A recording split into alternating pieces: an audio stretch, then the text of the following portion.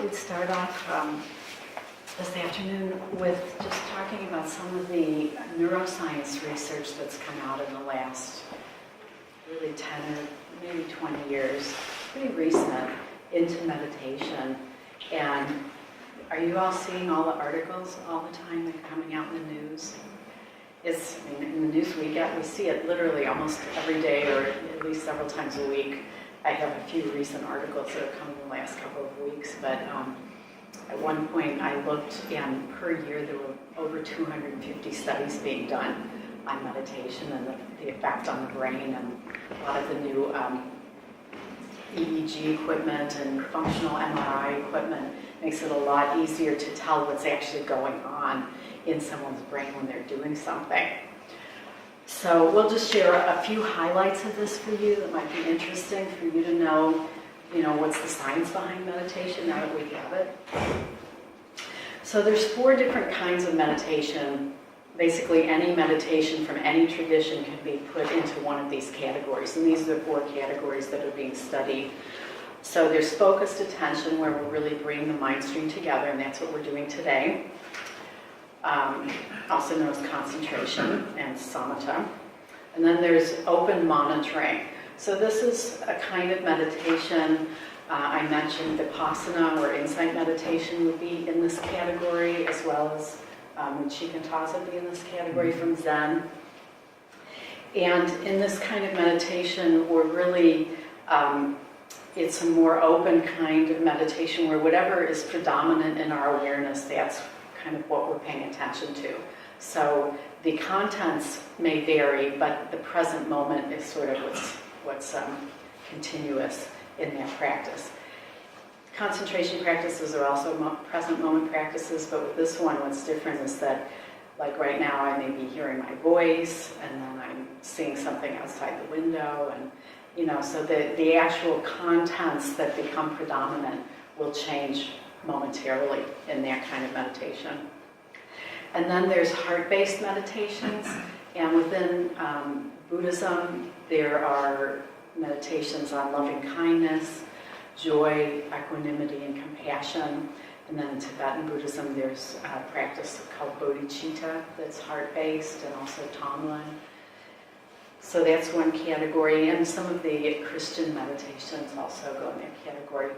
And then there's self-transcending meditations, where we're really looking at more the mystical side of meditation and possibility of transcending the ego self and experiencing our deeper nature, what we are under that. And that's available in any kind of meditation, but these meditations really cut through to that. So some of the research I'll talk about is generic, and some is specific to focused attention. So in terms of the research and kind of the everyday application of what we're doing today of the samatha anapanasati practice, in terms of the concentration aspect, it counteracts chronic distraction, and I'll get into that in a minute, but what's being found is that especially with having our cell phones with us all the time, and if they, for example, if people have been set to make a sound every time something comes in, there's a way that actually gets hardwired into our brain that I'll talk about in a minute. And this meditation helps us counteract that tendency. We can develop the focus to stay with what needs attention. So I got an article, this was one I printed out a few weeks ago, called "I Have Forgotten How to Read." And there's a phenomenon that's actually happening where people are finding it hard to read books. Like, we're so used to reading things in bites of less than a minute or a few minutes at the most, or 10 minutes, that there's a phenomenon that's happening where people can't actually stay with something. So if you need to stay with something for long periods of time, it's like a lot of what's happening is that the brain is getting hardwired to not have that capacity as well. And again, this practice helps us to really develop that in a big way. It helps us to be present to others and really stay with what's happening with them. And also, obviously, reducing addiction to information, internet devices, entertainment, and so on. And then in terms of the stress reduction aspects and the serenity, focused attention meditations can reduce anxiety and depression. They can help us be more present in relationships, being more content being alone. That's another thing that's become really hard, is that people are sort of constantly needing that contact with others and to feel content. And so I'll get in then to this whole idea of chronic distraction. That's what they're talking about, is kind of developing, is that we're sort of chronically distracted, where we're always sort of looking for the next soundbite or the next little data point of information. And there are a few books that have been written on this. One is called, or I think this was an article that turned into a book called "Is Google Making Us Stupid?"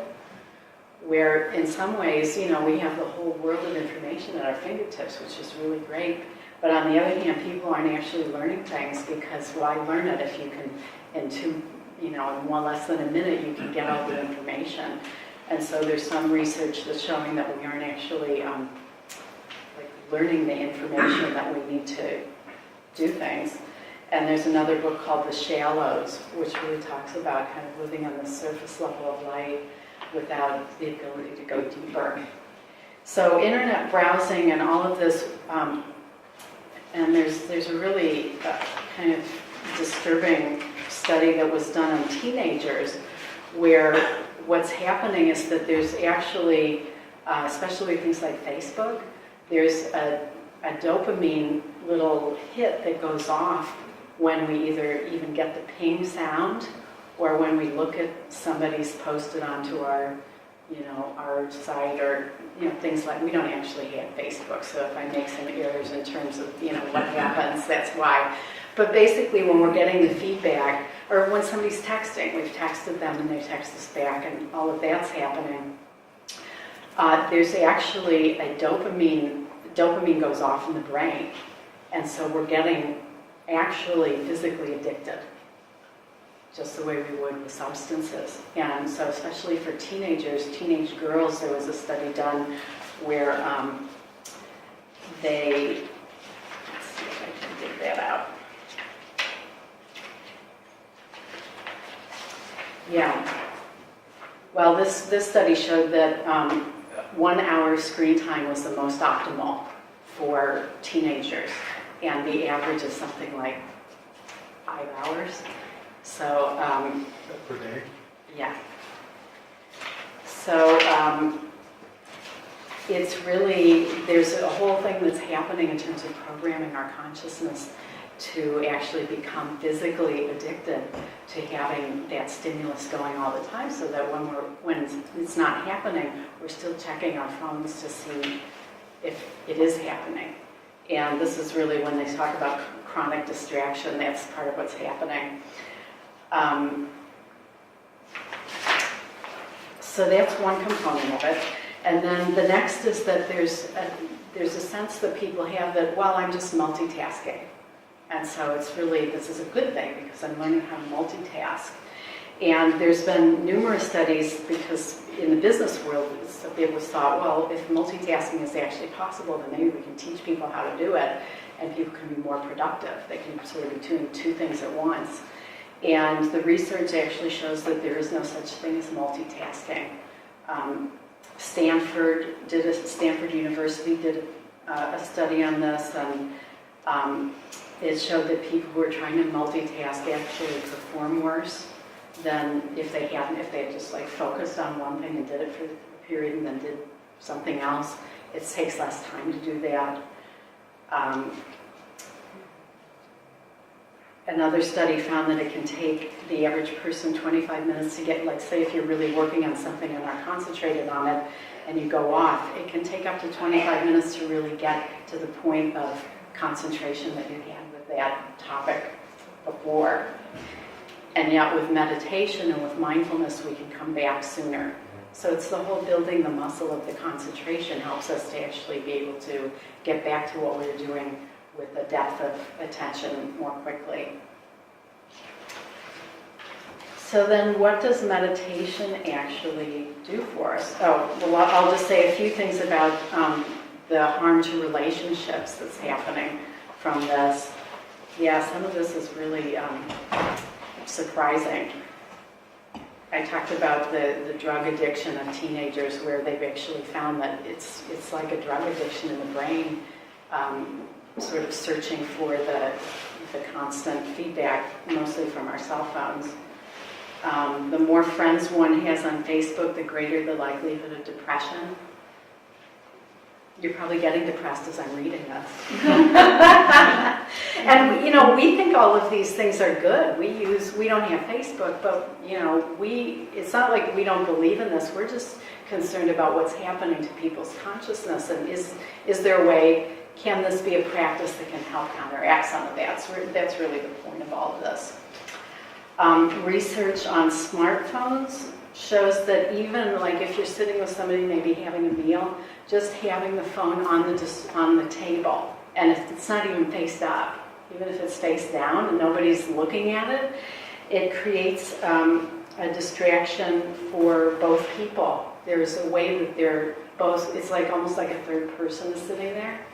And so just having it present starts to affect our relationship with other people, because there's part of our attention that's on the cell phone.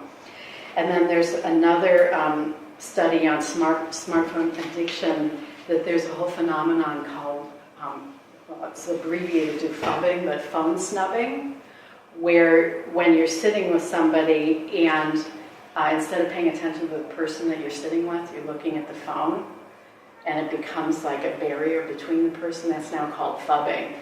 And for many years, the top 3 relationship issues of conflict, so when couples, when they have conflict for decades, the top 3 issues have been money, sex, and children.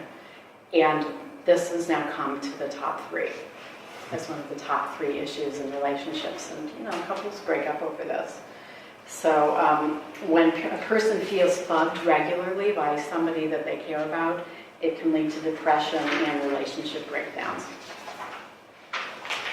Are you depressed yet?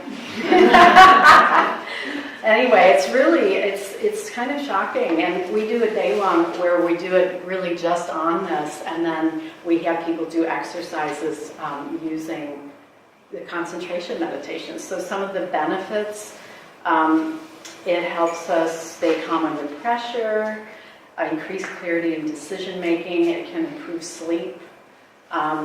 It boosts the immune system. I won't get into all the studies on this, but a lot of this is really well proven. And a lot of times I work in healthcare, and a lot of the healthcare organizations I work with actually prescribe, like I had a friend who had breast cancer a few years ago, and she's fine now, but part of her actual prescription for her treatment was to do a meditation group, like the one you just did.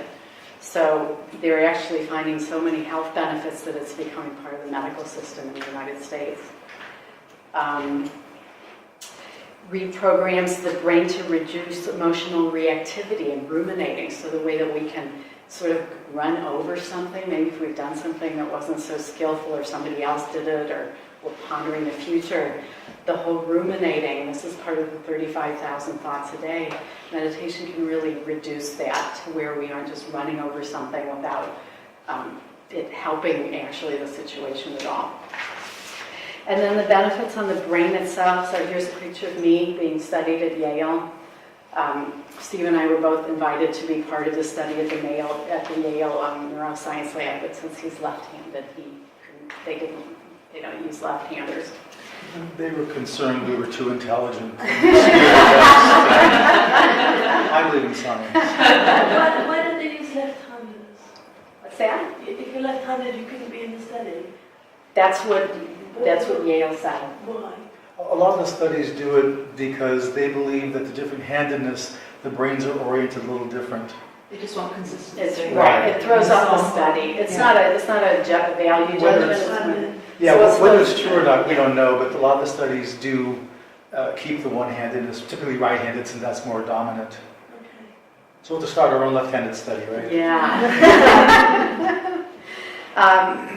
But this to me is one of the most convincing pieces of evidence, is that they found that for meditators, and this isn't even, you don't have to do it for many, many decades, it increases the density of the gray matter in the brain. So this is actually like, if they study the brains of meditators after they die, there's more gray matter in the brain. And it's gray matter. It's like, have you ever seen a brain, like a picture of a brain? Yeah. And it's got all those grooves. Mm-hmm. All that is called gray matter. So there's actually more brain material for meditators. Mm-hmm. Yeah. And it's when they look at the areas that are, bigger, they're linked with learning, memory, emotional regulation, and empathy. And they found that 50-year-old meditators have the brains often of 25-year-olds. So anybody who's on the older side of things like we are, that's kind of good news. And again, you can really start at any time and start seeing an effect of this. And it also increases neuroplasticity. And I can tell you, like, I had a health issue a few years ago that involves the nervous system. And it was a condition that supposedly that most people don't ever recover from. And there were a lot of reasons, I have a lot of gratitude that I did recover. But I believe that the fact that I've been a meditator for so long was part of that, because my brain had a lot more neuroplasticity than probably the average person. And so getting the nervous system back into a normal mode was possible. So we never know what kind of benefits are going to come from meditating, but they just keep finding more and more each day. So it's pretty, to invest in meditating every day for 15 or 30 minutes, really, it's not like, wow, I wonder if this is helping me at all. It doesn't matter if your meditation is even good or not. And we'll talk about a daily practice at the end. This isn't just for people who had good meditations and were serene the whole time. This is for people who are meditating just like you are today, who see the benefits in the brain of meditating. We've got a quote here from Albert Einstein we want to read, relating to some of what we talked about in terms of the transformational benefits of meditation. A human being is part of the whole, called by us universe, a part limited in time and space. He experiences himself, his thoughts and feelings, as something separate from the rest, a kind of optical delusion of consciousness. This delusion is a kind of prison for us, restricting us to our personal desires and to affection for a few persons nearest to us. Our task must be to free ourselves from this prison by widening our circle of compassion to embrace all living creatures and the whole of nature in its beauty. The true value of a human being is determined primarily by the measure and the sense in which he has attained liberation from the self. We shall require a substantially new manner of thinking if humanity is to survive. He wrote that in 1934. So then looking at two of the more common categories of meditation, and how are they similar and how are they different? Looking at the focused attention or the concentration meditation, which again is what we're doing here, and the open awareness, which is more of the Vipassana meditation. So what are we actually doing to the brain then? And looking at this brain research, clearly some things that are really measurable even are happening. And in the samatha practice, what we're doing, as we're bringing our attention back over and over, what we're really doing is building a capacity to turn away from our story and the way that we ruminate, the way that we get caught up, and then we suffer inside if we're thinking about things that are that agitate us, which is mostly when we're kind of going over things in our mind all the time, is what's happening. In Buddhism, that's considered suffering. And the samatha practice really helps us build a capacity to disengage from that so it's not so compulsive. So that when these thoughts come up, we don't just automatically go there, that there's an option to turn away and to come back to something that's more neutral and has all the effects we talked about, lowering our heart rate, reducing anxiety, improving our ability to be present for others. So that's the samatha. What the vipassana, the open awareness meditations, are doing is really giving us capacity to sit there, usually eyes closed, and allow for whatever is arising in our awareness. So a lot of times it'll start with body scanning, and then over time, or the breath, and then over time it'll kind of open up to whatever happens to be in our awareness. And so we may find that pleasant things are arising at certain times, and with those practices, what we do is, instead of getting attached to them, we just let that pass through. Or if something we don't like is happening, and in meditation, oftentimes that's a noise. There's something noisy going on, or maybe we're uncomfortable or whatever. We let that arise and pass without getting into a lot of negative emotion about it. And so what those practices are cultivating is really a neutrality to what's coming in our lives. And the way that that's beneficial is that then when things happen in our lives, we aren't so kind of whipped about by it. We have a lot more of a center that isn't as reactive, really. So those are two of the differences at a practical level. And then at the more transcendent level of these practices, the samatha that we're doing here, like we said, it's really a practice that's very much about turning inward and orienting towards the mystery that's manifesting everything, which is really formless. That's how it's understood in Buddhism, that there's a kind of unconditioned ground beneath everything that is what everything, all of form, is emanating from, including us. And the breath is kind of a miracle, because how do we know when somebody is dead? They're not breathing anymore. And how do we know when a baby is born and they're healthy? They're breathing. And so there's a way we don't really know in a way where the breath and where our life force even comes from. And when we do a practice like this, we're really orienting towards that mystery in a way that is very, very much a part of every second of our lives as we're breathing. And so that practice takes us closer to that mystery, whereas a practice like I was describing, the open awareness, where we're really sort of letting the phenomena that are arising in our consciousness really be known to us more directly. It's kind of open. In that, we're investigating our reality more.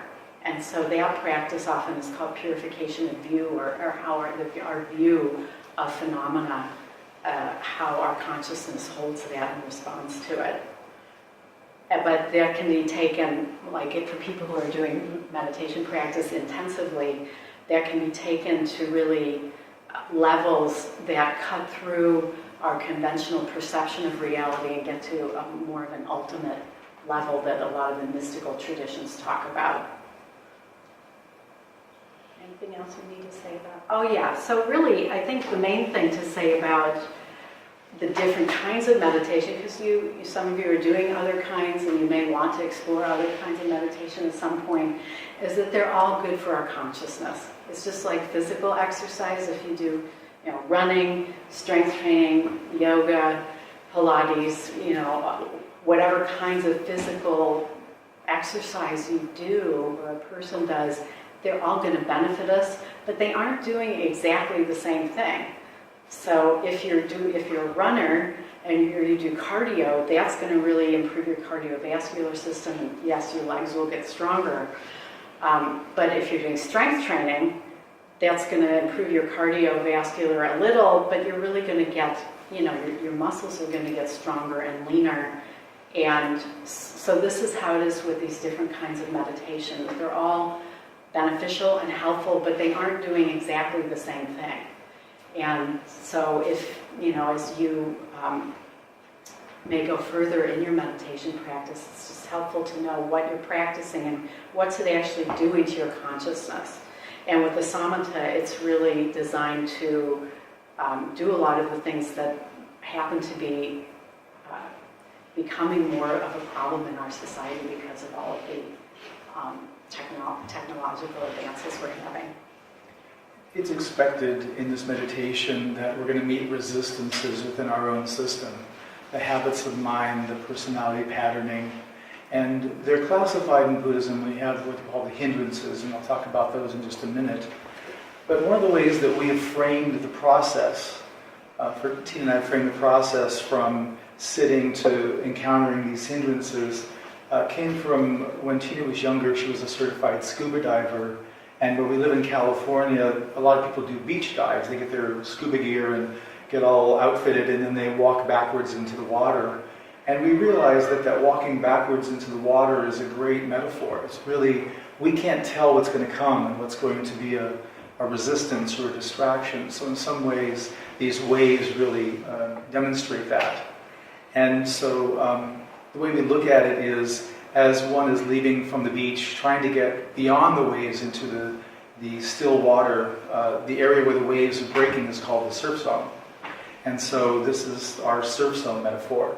Whereas we start and we establish on the breath and begin settling, then we're going to get various resistances. Things will be distracting, like initially it's activities that you can hear in the room or just outside, sort of the ones right around you that are sort of, you feel you're being bothered by it and wish you would stop or change. And so those are more the environmental, and those are more like the ankle waves, right by the beach. And they're not too difficult to manage. And so when we get some stability and get a little bit deeper, then what's going to start happening is the habitual resistances or behaviors of the mind will start showing up. And we have to really just stay with the breath as the secret. That's always the instruction. And if we stay with the breath, we will move through the waves and get out to the deep water. But when we sit down and do this practice, Tina and I do, we expect there to be a surf zone. We're not fully enlightened beings, so we're going to have habits of mind, but they're not the same necessarily. So the ones that you might reconcile or resolve, there's going to be others that may be deeper. And so as we make our way through these waves, we get into some of the more habituated activities of our mind, things that really do distract us and take us away from what we're doing. And again, if we get knocked down, if the waves knock you over, then the thing to do is we get back up, we get our gear, we get reassembled, and we continue on out toward the still water. So again, that's an expected part of the practice that everybody goes through. So if you're having the resistances and the mind and material coming up, just know that's part of the process. And each time you come back and you orient towards the deep water, toward the mystery, there's a way that you are prioritizing the breath and the still water over the waves.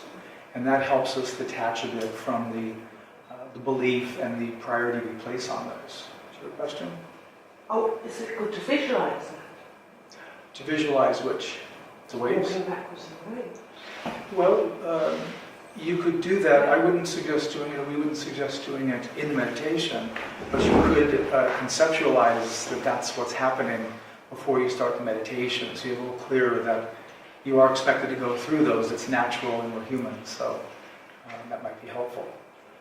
One of the aspects of Buddhism is impermanence and non-duality. Can you say a little bit about the meditation practice in reference to those? Yeah, well, we talked about the absorptions and Yeah. the jhanas. So the samatha practice in particular, we have the possibility of experiencing non-duality and the emptiness of the self. So that's really, it sounds like you have some understanding of Buddhism. So there's kind of three things in Theravadan Buddhism that we're really going for in terms of understanding ultimate reality. Yeah. And one of those is anatta, or no self. Yeah. And that's kind of the emptiness you're talking about. But with the non-duality, so this is where we talked about in the last stage of concentration, that there's that possibility of absorption into having our awareness be absorbed into the jhana level. And at that point, there isn't a sense of a me. So that goes dormant temporarily while that state is present. And then as the concentration starts waning, then our awareness comes out of jhana and is in access concentration again. And so that's within samatha, that is how non-duality plays a part of the practice. And it's very transformative because it is purifying all of these patterns of mind so that they're not so, they don't grab our attention. So even when we're not in that state anymore, our mind stream's been upgraded in a certain way. And when we are in that, and this is why we think the Buddha thought this was so important as a practice, even though he added to it with Vipassana, that just the experience of having the me go dormant is so freeing to know that we are, to have a taste of what we are in our deeper nature that's beyond that is profound for people. And some of you may have had non-dual experiences. You may not have called it that temporarily if you had a moment of your life that was really profound, like maybe you saw a beautiful sunset and somehow you were affected in a way that was, beyond what the experience should have been, or you saw a baby being born and somebody dying. So people can have non-dual experiences who don't even meditate. But oftentimes there is such isolation that they don't have as lasting of an effect as if we have a spiritual practice. And the way that we can see impermanence relating to the surf zone is when we first start this practice and the waves come up, we believe they're real. We believe they're always going to be there on some level. And it's our belief that gets challenged. Because we come to the breath and we find, oh, wait a minute, that one particular mind way that always snags me, it didn't snag me this time. And so we start to really understand on a visceral level that these mind states, these habits of mind, are impermanent. They're not real, ultimately not real, but the point is they can change. And that's what's most important. That's the plasticity Tina was just talking about. So it's really helpful to get it, and it gets to where, as you start seeing these things not knock you over, that belief starts getting eroded of, well, maybe, it's a question mark there. And so that's very helpful too, to realize that, and then we take it less personally when it comes up. So just to mention what the hindrances are, there's 5 hindrances in Buddhism. Desire is one, ill will, reversion, sloth and torpor, sleepiness, restlessness and remorse of body or mind, and then doubt. And the desire is a pretty easy one to understand. We all have all of these, by the way, but the desire is a sense, if I can only get this one thing, then everything's going to be fine. So it's some sense of a lack, and that we need something from the outside to make us whole or better. The ill will reversion is the opposite. It's a pattern where if I can just get bad stuff away from me, then everything's going to be good here. So you can see it's the flip of the desire. The desire is I want to get something to make this area good, and this is I want to push things away to make everything good here. And the sloth and torpor is just again, sleepiness. It's just it's kind of I don't have the word quite right. But anyway, it relates to just a kind of sluggishness that can happen. And there are people where this is a common phenomenon in their mind, is they get a kind of a sluggishness of mind. And so again, we all have these. And restlessness and remorse. The restlessness often comes from excess energy. We just get kind of antsy and have a hard time sitting still. And the remorse really is people who ruminate and really think about their life in the past. If I had gone this direction, if I had gone to that school, taken that job, done this, my life would be so much better. And so there's a whole way people can get into loops in their thinking about if they could just change one thing, their life would be so much more improved today. If they started meditating when they were 13. So, and then the final one is doubt. And this is one we see a lot on retreat. And in Buddhism, there's 3 kinds of doubt. There's doubt in ourself, doubt in the teaching, and doubt in the teachers. And you can imagine the most common is doubt in oneself. And we see this show up on retreat where people will be practicing and come in and they'll say, I know that everybody else here is doing really well, and I'm the only one. I'm like the bottom of the class here. And after you get 4 or 5 people in a row saying this, you get the pattern. And there's just a way that we have the doubt. And on one level, it isn't exactly false, because the personality does have doubt, and the personality is actually accurate. It isn't going on this journey. It goes to a certain point, and as we go deeper into access concentration towards jhana, that recedes. So, and the personality gets it, so there's a little bit of panic about that's embedded in this, where then it kicks up the doubt to try to slow us down, to not go deeper. So the way that we work with these, always the first instructions be with the breath. And when we have to work with these is when they're so predominant we can't find the breath, we can't be with the breath. And in that time we can turn toward them and do a little investigation, again, if we can't find the breath. And in the samatha practice, we're not trying to therapeutically resolve anything or improve ourselves. We're trying to neutralize the hindrance until we can come back to the breath. And the moment we can, we're back out heading towards the still water. And all of this, by returning to the breath, cultivates a disinterest in our mind functioning, our hindrance patterns, and really we're challenging the deep grooves that these have laid in our brain to see if really are they ultimately true or not. And that gets challenged.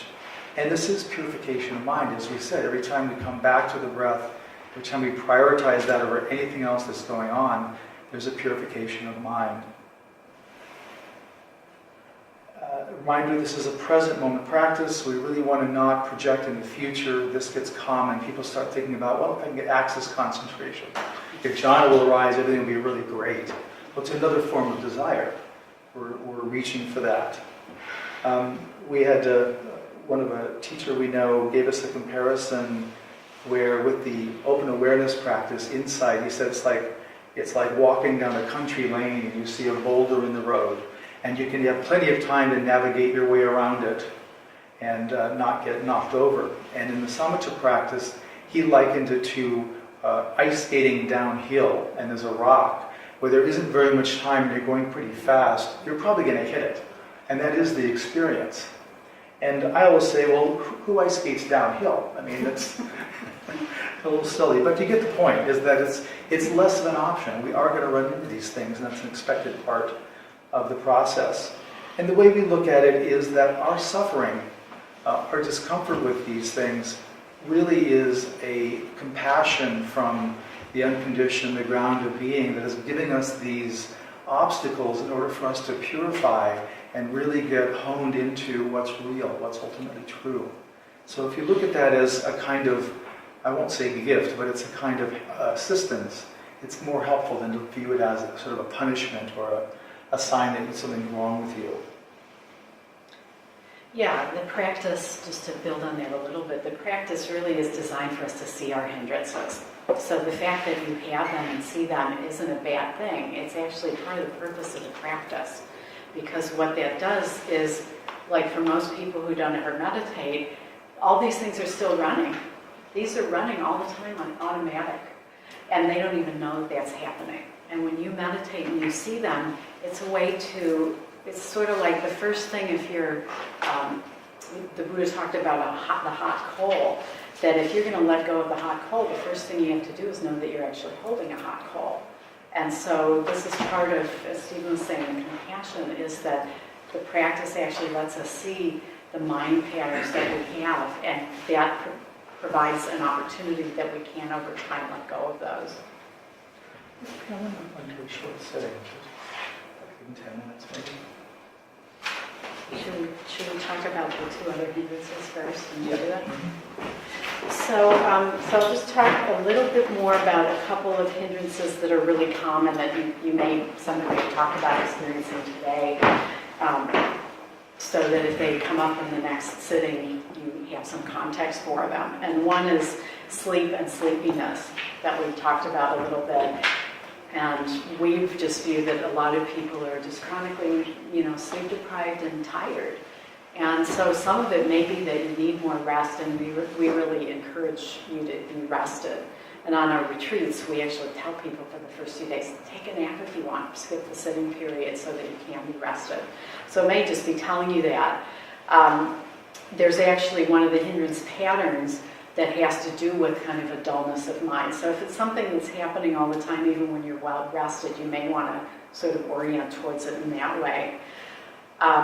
But really, what do you do about it? That's the most important thing. And as Stephen said, standing up is really skillful.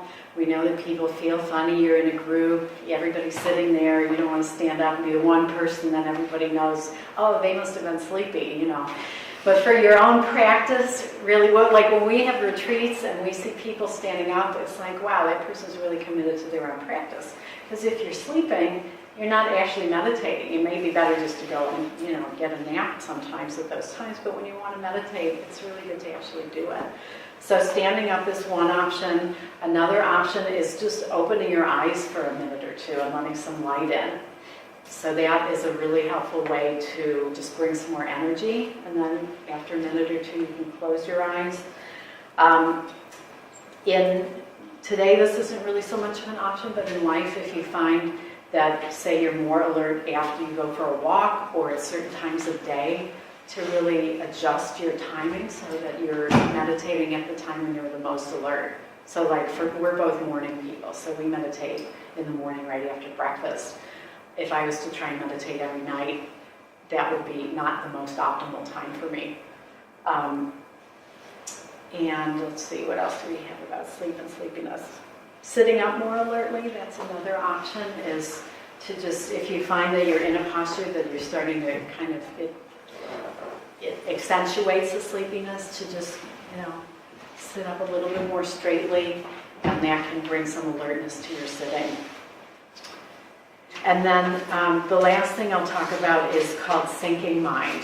And I think somebody was maybe talking about this. And so what sinking mind is when concentration is stronger than our energy level.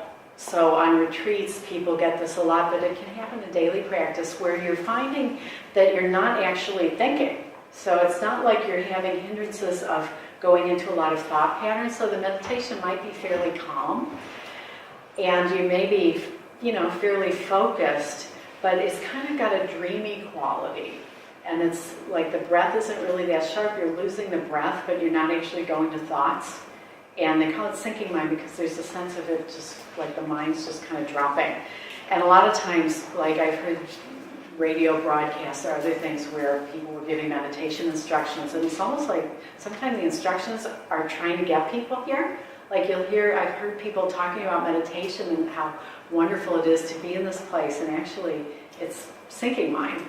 And what it shows is that the concentration is good, so that's, you know, you can take it as a sign of your practice where your concentration's improved, but it's because of the dullness, it's still considered in the category of hindrances. So the antidotes are the same: to stand up, to bring in a little bit more light, to have your posture be more alert, and so on. But just to know what sinking mind is. The opposite of sinking mind is rising mind. So this is where the energy is higher than the concentration, and that's basically where you're thinking.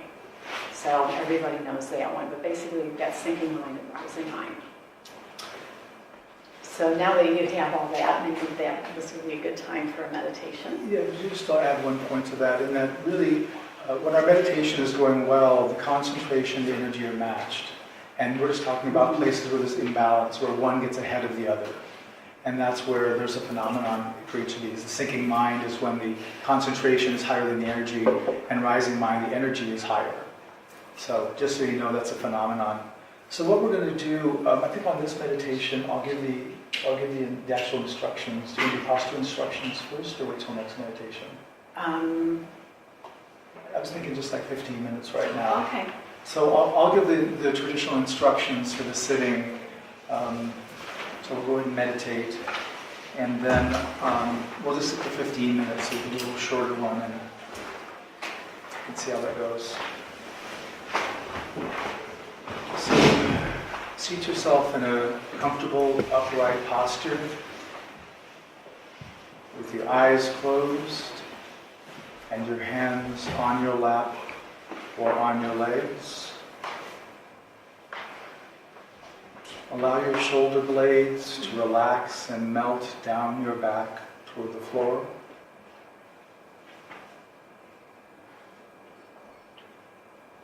Allow your attention to rest on the breath in the Anapana region between the nostrils and the upper lip.